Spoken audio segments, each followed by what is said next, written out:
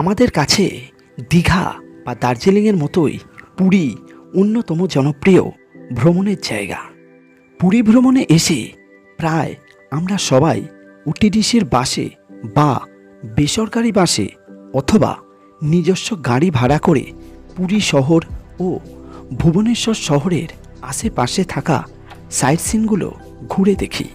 কিন্তু পুরী শহরের ভিতরেই রয়েছে বেশ কিছু সাইট সিন, যেগুলো আমরা টোটো ভাড়া করে দেখে নিতে পারি। এইসব স্থানগুলির ঐতিহাসিক ও পৌরাণিক গুরুত্ব অপরিসীম। আজ আমরা সেই সমস্ত লোকাল সাইট সিনগুলো ঘুরে দেখব। আর সবশেষে থাকছে সমুদ্র সৈকতের সন্ধ্যা আরতি। তাহলে ভিডিওটা শেষ পর্যন্ত দেখতে থাকুন। আর যারা এখনও এই চ্যানেলটা সাবস্ক্রাইব করেননি তারা সাবস্ক্রাইব করে দিয়ে বেল নোটিফিকেশনটা অল করে দিন। পুরী ভ্রমণে এসে আপনারা ভোরবেলার সমুদ্র সৈকতে আসা কোনোভাবে মিস করবেন না। ভোরবেলার সূর্যোদয় আর তার সাথে মৎস্যজীবীদের ছোট নৌকো নিয়ে পাড়ে ফেরা, আর তারপর সেখানেই জাল থেকে মাছ আলাদা করে সেই নৌকার পাটাতনে মাছ বিক্রি করা, এইসব দৃশ্য বেশ দারুণ উপভোগ্য। আজ আমার পুরী ভ্রমণের তৃতীয় দিন। আর এখন সময় সকাল 6টা। আর আমি এখন এসে পৌঁছেছি লাইট হাউস আর স্বর্গদ্বারের মাঝামাঝি একটা জায়গা, সমুদ্র সৈকত। এই দেখুন সকালবেলা সমুদ্র সৈকত, সমুদ্র, আর তার সঙ্গে যে সমস্ত মৎস্যজীবীরা তাদের নৌকা করে মাছ ধরতে গিয়েছিল তাদের ফিরে আসে।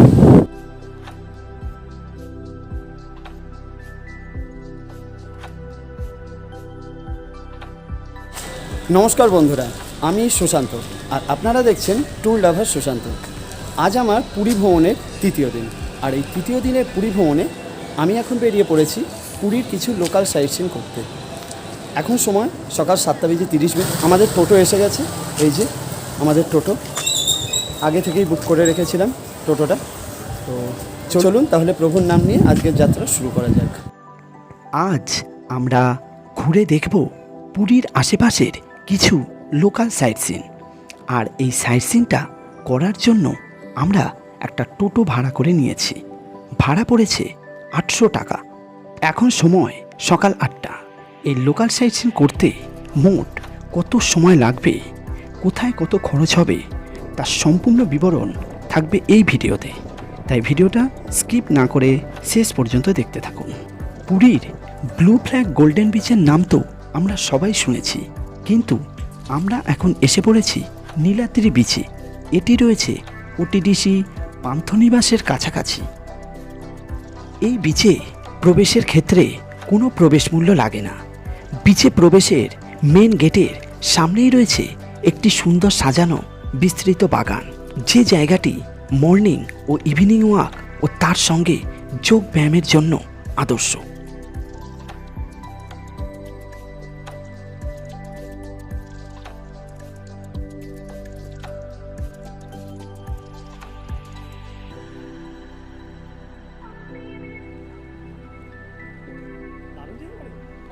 বাগানটি পার করে আমরা এখন চলে এসেছি এই পরিষ্কার পরিচ্ছন্ন সুন্দর সি বিচে। এখানেও বসার জন্য চেয়ার ভাড়া পাওয়া যায়, যেখানে বসে আপনারা প্রিয়জনের সঙ্গে কিছুটা সময় কাটাতেই পারেন। আমি এখন এসে পড়েছি আজকে আমার সাইট সিনের প্রথম পয়েন্ট নীলাদ্রি বিচ।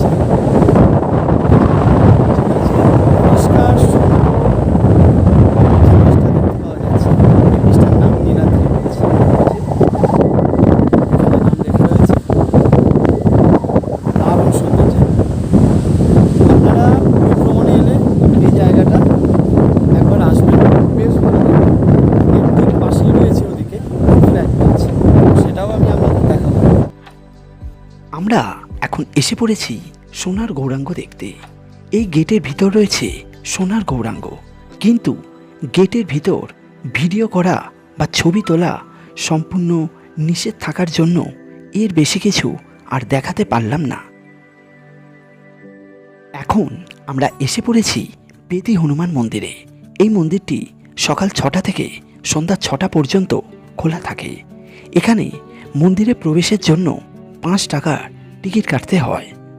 এটি পুরীর চক্রতীর্থ রোডে অবস্থিত পবনপুত্র হনুমানকে উৎসর্গকৃত একটি মন্দির।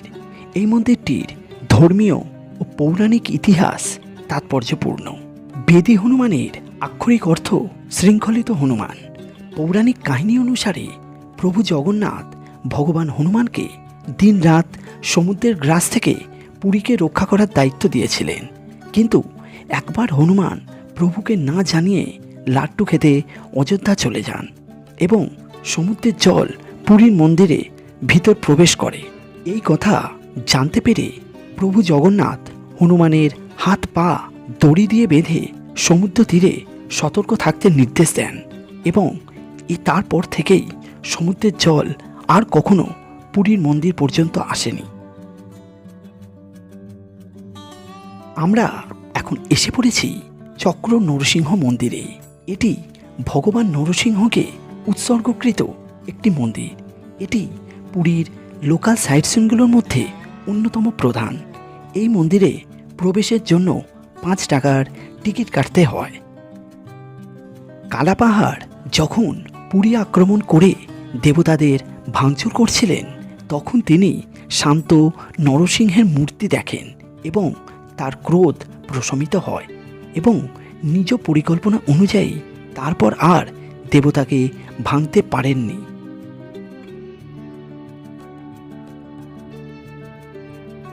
এখন আমরা চলেছি পুরীর গ্র্যান্ড রোড দিয়ে, যে রাস্তা দিয়ে প্রভু জগন্নাথ দেব, বলভদ্র ও সুভদ্রার রথযাত্রা সম্পন্ন হয়। আমরা এসে পড়েছি গুন্ডিচা মন্দিরে। এটি পুরীর প্রধান উৎসব প্রভুর রথযাত্রার গন্তব্যস্থল হওয়ার জন্য উল্লেখযোগ্য। এটি পুরীর অন্যতম প্রধান দর্শনীয় স্থান। রথযাত্রার শুরু ও সমাপনের দিন সহ 9 দিন ছাড়া বছরের বাকি সময় এই মন্দিরটি খালি থাকে। এই 9 দিন প্রভু জগন্নাথ ও তার ভাই বলভদ্র ও তার বোন সুভদ্রার মূর্তি এখানে পূজিত হয়। পৌরাণিক কাহিনী অনুসারে রাজা ইন্দ্রদ্যুম্নের রানী গুন্ডিচা ছিলেন প্রভু জগন্নাথ দেবের মহান ভক্ত এবং তার ভক্তির কারণে প্রভু জগন্নাথ দেব রথযাত্রার সময় তার বাড়িতে আসার প্রতিশ্রুতি দেন। অন্য কাহিনী অনুসারে গুন্ডিচা মন্দির ভগবান কৃষ্ণের আরাধ্য মাসি গুন্ডিচার বাড়ি। গুন্ডিচা মন্দির দেখে আমরা তার পাশের রাস্তা দিয়ে এসে পড়েছি ইন্দ্রদ্যুম্ন সরোবরে। গুন্ডিচা মন্দির থেকে এটির দূরত্ব মাত্র 500 মিটার। পৌরাণিক কাহিনী অনুসারে সত্যযুগে রাজা ইন্দ্রদ্যুম্ন এই সরোবরে অশ্বমেধ যজ্ঞ করেছিলেন। তিনি ব্রাহ্মণদের হাজার হাজার গরু দান করেছিলেন এবং সেই সমস্ত গরুর খুরগুলি পৃথিবীতে গভীর বিষণ্ণতা তৈরি করেছিল এবং সেই সমস্ত খুরের দাগ থেকে একটি বড় হ্রদ তৈরি হয়।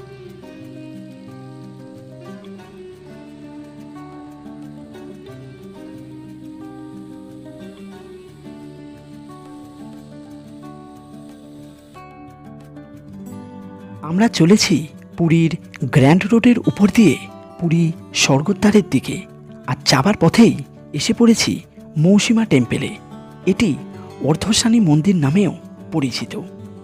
এই মন্দিরটি প্রভু জগন্নাথ দেবের মাসি দেবী অর্ধাশানীকে উৎসর্গ করা হয়েছে।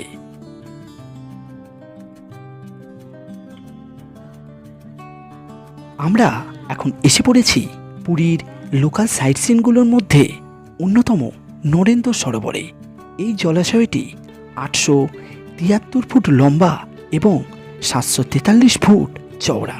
এখানে ভগবান প্রভু জগন্নাথ দেবের চন্দন যাত্রা হয়, তাই এই সরোবরটি চন্দন সরোবর নামেও পরিচিত। কথিত আছে এটি গঙ্গা রাজবংশের রাজা ভানু নরসিংহ দেব প্রতিষ্ঠিত করেন এবং তার পরামর্শদাতা নাখাপোষী নরেন্দ্র মহাপাত্রের নামে এই সরোবরটির নামকরণ করেন। আপনারা পুরীর লোকাল সাইট সিন ভ্রমণে এসে এই নরেন্দ্র সরোবর বা চন্দন সরোবর অবশ্যই আসবেন, বা যেটাকে পিসির বাড়িও বলা হয় সেটা অবশ্যই আসবেন।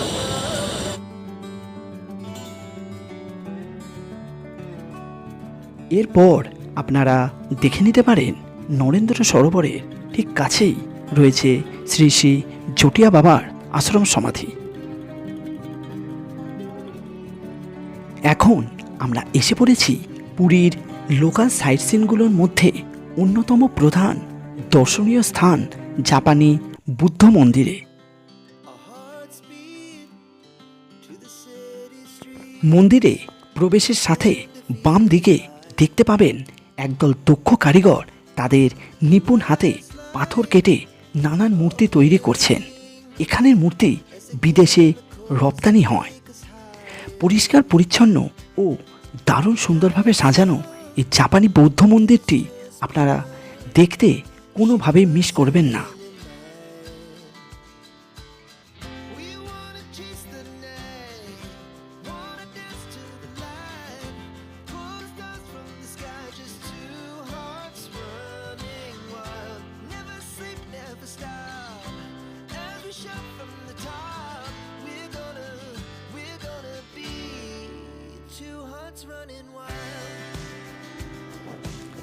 এখন সময় সকাল 10টা, আর আমরা চলেছি চৈতন্য চকের সামনে দিয়ে। চৈতন্য চক থেকে সামনে কিছুটা এগিয়ে বাজারের ভিতর রয়েছে এই Shankar sweet and tiffin corner.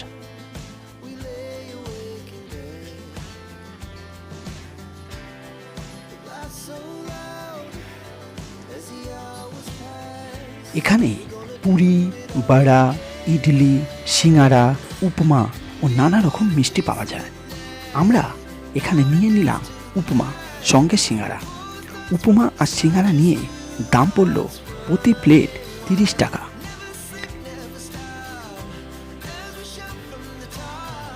উড়িষ্যার বিখ্যাত খাবারগুলির মধ্যে এই উপমা অন্যতম।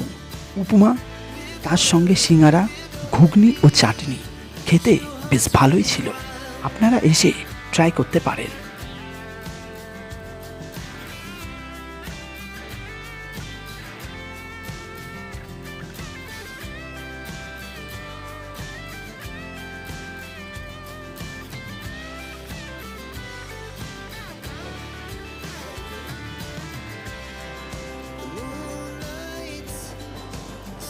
টিফিন করে আমরা এখন চলেছি পুরী মোহনার দিকে।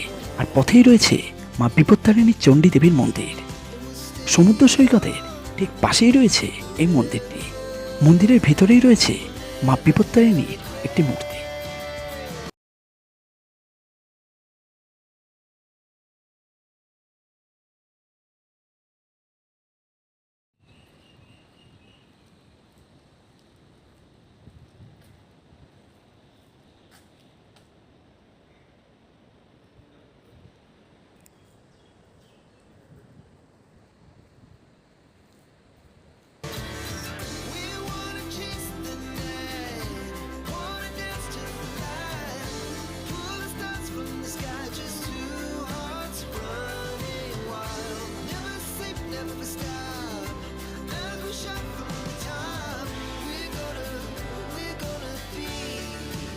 এখন আমরা এসে পড়েছি পুরী মোহনার কাছে। এখান থেকে ওই যে দূরে ডান দিকে দেখতে পাওয়া যাচ্ছে পুরী মোহনা, যেখানে উড়িষ্যার ধৌদিয়া নদী সমুদ্রে মিলিত হয়েছে।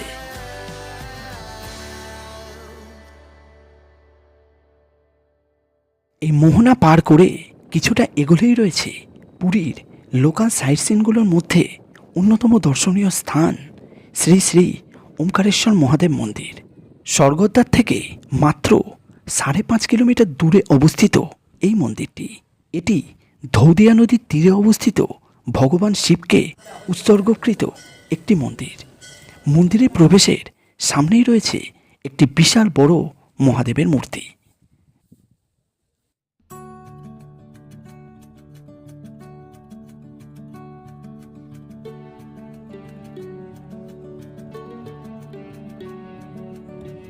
খুব সুন্দরভাবে সাজানো, রঙিন, নকশাকৃত ও পরিষ্কার পরিচ্ছন্ন এই মন্দিরে প্রবেশের পরেই বাম দিকে রয়েছে লক্ষ্মী নৃসিংহ মন্দির ও ডান দিকে রয়েছে গণেশ মন্দির। এই মন্দিরটি খোলা থাকে সকাল 7টা থেকে রাত্রি 8টা পর্যন্ত এবং এই মন্দিরে প্রবেশের ক্ষেত্রে কোনো প্রবেশ মূল্য লাগে না। আমি এখন এসে পড়েছি ওমকারেশ্বর মহাদেবের মন্দির। আপনারা পুরী ভ্রমণে এসে অবশ্যই একটা দিনের লোকাল সাইট সিনের জন্য রাখবেন এবং অবশ্যই ভিজিট করবেন এই ওমকারেশ্বর মহাদেব মন্দির। এরপর কিছুটা সামনে এগিয়ে রয়েছে ঝুলন্ত রাম সীতা ও হনুমানের মূর্তি। এই মূর্তি দেখে ডান দিকে এগিয়েই রয়েছে মন্দিরের রন্ধনশালা। এখানে আপনারা টিকিট কেটে প্রসাদ নিতে পারবেন এবং রন্ধনশালার পাশেই রয়েছে একটি নারকেল গাছের গোড়ায় একটি পিঁপড়ার ঢিপি। এটি ভগবান নাগরাজের পূজা ও উপাসনা স্থান।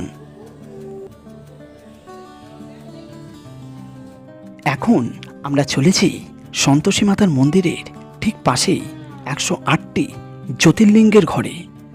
এখানে জ্যোতির্লিঙ্গগুলো খুব সুন্দরভাবে ও সুশৃঙ্খলভাবে স্থাপন করা হয়েছে।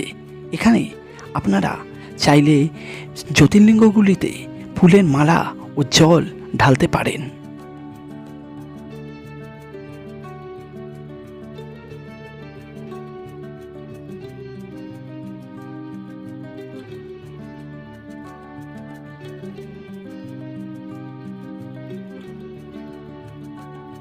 একশো 8 জ্যোতির্লিঙ্গ ঘর থেকে বাইরে বেরিয়েই বাম দিকে রয়েছে একটি প্রার্থনা চাকা এবং তার পাশেই রয়েছে শ্রীকৃষ্ণের একটি মূর্তি এবং সেই শ্রীকৃষ্ণের মূর্তির পাশেই রয়েছে ঝুলন্ত রাধাকৃষ্ণের মূর্তি।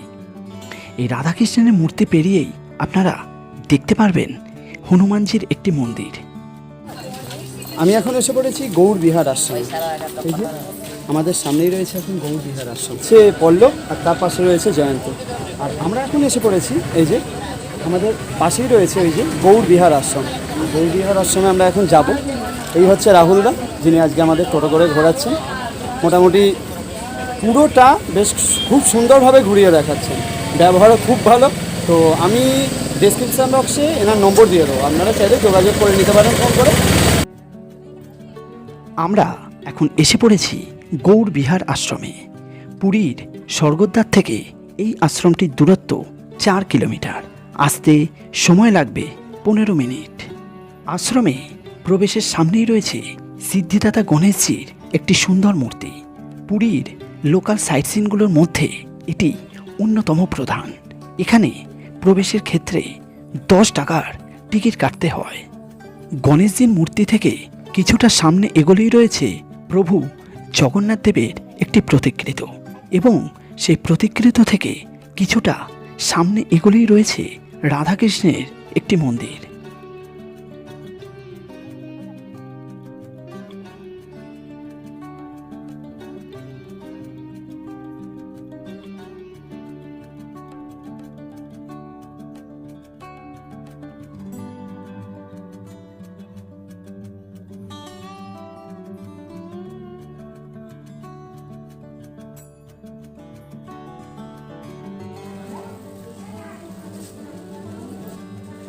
এই আশ্রমটি গুপ্ত বৃন্দাবন বা মাতা মঠ নামেও পরিচিত। এটি একটি বিশাল অঞ্চল জুড়ে সুশৃঙ্খলভাবে বিভিন্ন দেবতা, বিশেষ করে শৈব ও বৈষ্ণব ধর্মের সমস্ত দেবদেবীর মূর্তি নিয়ে তৈরি একটি আশ্রম। এখানে আপনারা দেখতে পাবেন শ্রী চৈতন্য মহাপ্রভু ও শ্রীকৃষ্ণের বেশ কয়েকটি মূর্তি ও তাদের জীবনের বেশ কিছু ঘটনা এখানে তুলে ধরা হয়েছে। যেমন চৈতন্য মহাপ্রভুর তার ভক্তদের মধ্যে দীক্ষাদান করছেন, দেবতা ও অসুরদের মধ্যে সমুদ্র মন্থনের দৃশ্য, শ্রীকৃষ্ণের তার গোপীদের সাথে প্রেম লীলার দৃশ্য, নৌকায় ভেসে মীরা ও কৃষ্ণ ভজন গাইছেন। এছাড়াও রয়েছে হনুমানজির একটি বিশাল বড় মূর্তি।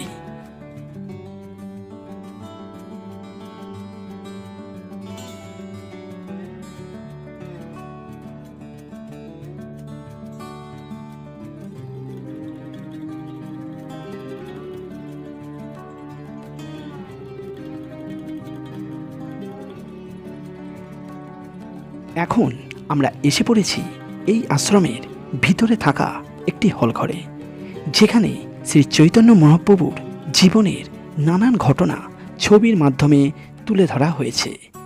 এই হলঘর থেকে বাইরে বেরোলেই রয়েছে এই সুন্দর সাজানো সরোবরটি।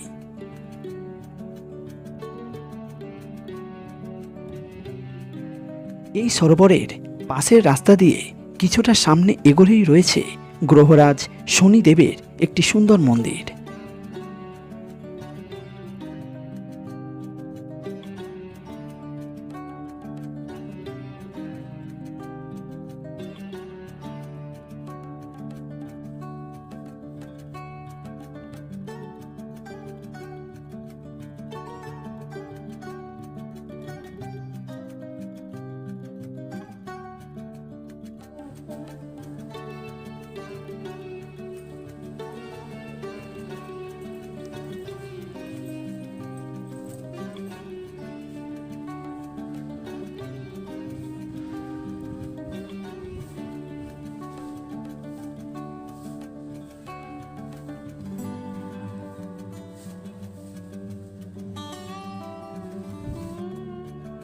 এই আশ্রমের ভিতরে প্রতিটি দৃশ্য অ্যালুমিনিয়ামের জালের ভিতর দৃশ্যমান। পুরী ভ্রমণে আসা প্রতিটি দর্শনার্থী ও পুণ্যার্থীর কাছে এটি একটি অন্যতম দর্শনীয় স্থান।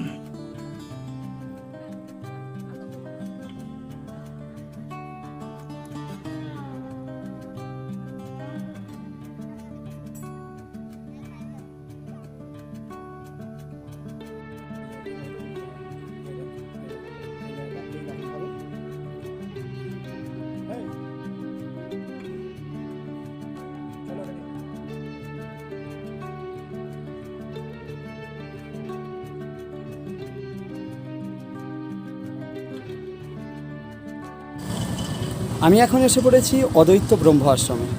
পুরীর লোকাল সাইট সিনগুলোর মধ্যে এটা একটা হিডেন স্পট বলা যেতে পারে। ভিতরটা সিঁড়ি দিয়ে বেশ কিছুটা ওপরে আশ্রমটি উঠে গিয়েছে, আর দুপাশে রয়েছে ইউক্যালিপটাস গাছের জঙ্গল। তো চলুন তাহলে ভিতরে যাওয়া যাক।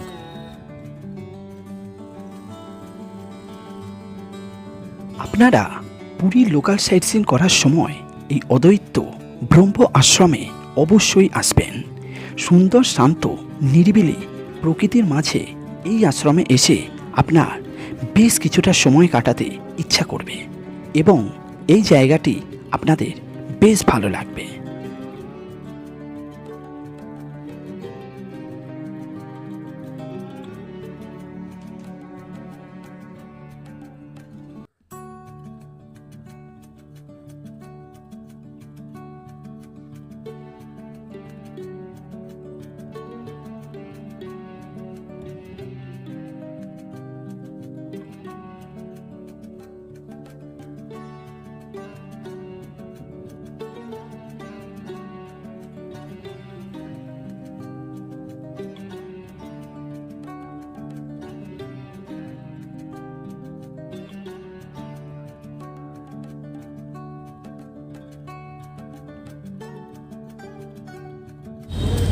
আমি এখন এসে পড়েছি লাইট হাউসে। এই যে আমার পিছনেই দেখতে পাওয়া যাচ্ছে লাইট হাউস। তো এই লাইট হাউস যে ওপরে ওঠার জন্য সেটা খুলবে হচ্ছে বিকাল 4টের সময়। তো আমরা যদি বিকাল 4টের সময় পারি অবশ্যই একবার আসবো, এসে উপরে উঠবো। তো এখন আমরা এখান থেকে অন্য স্পটের জন্য বেরিয়ে যাব। চলুন। আর এই যে লাইট হাউসে উপরে ওঠার জন্য যে টিকিট লাগে সেই টিকিট হচ্ছে 10 টাকা। আপনাদের যদি সময় হয় এই লাইট হাউসের উপর অবশ্যই উঠবেন। এর উপর থেকে দেখতে পাওয়া আশেপাশের পুরী শহর ও সমুদ্রের ভিউ দেখতে বেশ ভালো লাগবে। এখন সময় দুপুর 12:30 আর আমাদের লোকাল সাইট সিন এখানেই শেষ হলো। এই লোকাল সাইট সিন করতে আমাদের মোট সময় লাগলো 4.5 ঘন্টা।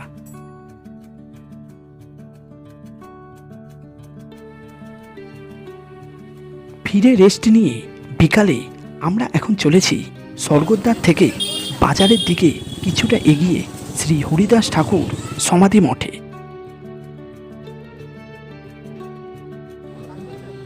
এখন আমরা চলে এসেছি সমুদ্র সৈকতে, আর এখানে শুরু হয়ে গিয়েছে সন্ধ্যা আরতি। গ্রীষ্মকালে এটি সন্ধ্যা 6:30 স্বর্গদ্বারের ঠিক সামনে অনুষ্ঠিত হয়। আপনারা পুরী ভ্রমণে এসে একদিন সন্ধ্যায় এই সন্ধ্যা আরতি অবশ্যই দেখবেন।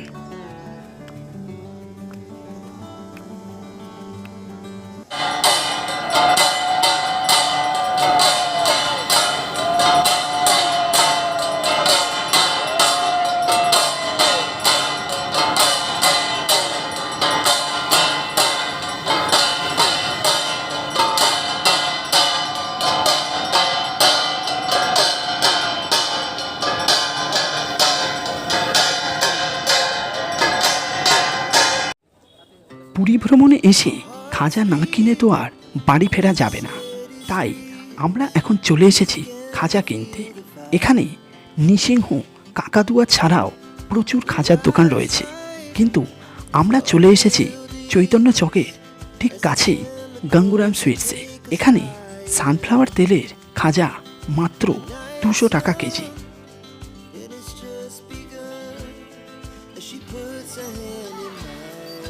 আমাদের পুরী ভ্রমণের ভিডিও এখানেই শেষ করছি। আবার দেখা হবে নতুন কোনো ভ্রমণ কাহিনীর সাথে। নমস্কার।